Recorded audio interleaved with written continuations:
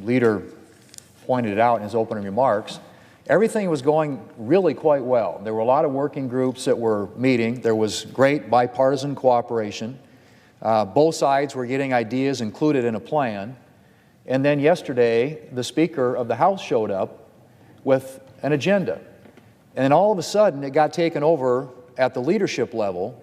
And so now, instead of talking about helping workers, we're talking about the Green New Deal and all kinds of other things that demands that the unions and other special interest groups want to see in this deal. But the throwaway line that this is about bailouts for big corporations, really? Are we going to do that again? Are we going to do this again? You guys are going to come over here and block votes and use corporations? You heard it. You heard what Senator Alexander just said. This has money in here for workers. This has money for families. This has money for small businesses. Lots of the money. $300 billion is going to go to checks. $1,200 per person, $2,400 per couple, $500 per child for everybody, up to $75,000 for a single and $150,000 for a married couple filing jointly. $250 billion in here for unemployment insurance, as the senator from Tennessee pointed out, to plus up and top off those unemployment those unemployment funds that the states have. Add $600 per person per week for the next 3 months. That's going to help unemployed people in this country. The small business loan program that was just alluded to, that Senators Rubio and Collins and Cardin and Shaheen have worked on, is a $350 billion program that allows small businesses to pay their employees, to keep them employed, so they keep their jobs, so those jobs don't go away. That right there is $900 billion going to workers. Senator Alexander pointed out there's over $242 billion in this bill that's going out to help out with health care. And we all know we've got to help our hospitals.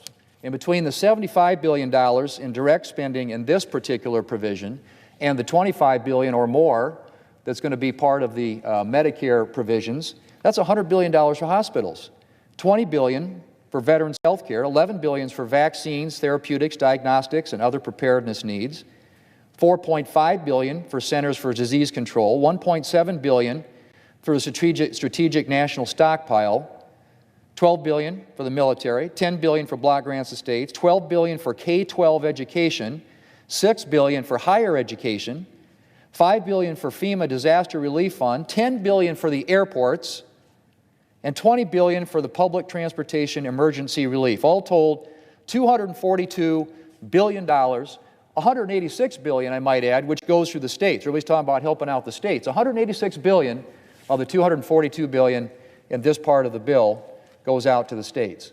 So there's there's another $250 billion.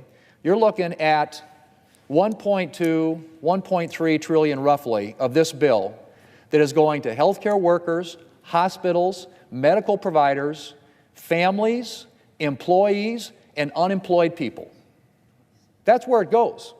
Now, yes, there is $500 billion in here to keep industries afloat that are failing, and they are failing by the day and shedding jobs by the day. And these aren't grants, although the Democrats did want some grants in here, I might add. These are loans. These have to be paid back. And bailouts usually apply to somebody who did something dumb on their own, made a bad business decision. These companies aren't in trouble because of something they did on their own. This is no fault of their own. They're in trouble because they've been shut down. Shut down. And they all hire millions of employees in this country. So yes, we probably need to do something to help businesses in this country so they can keep working and keep their employees working.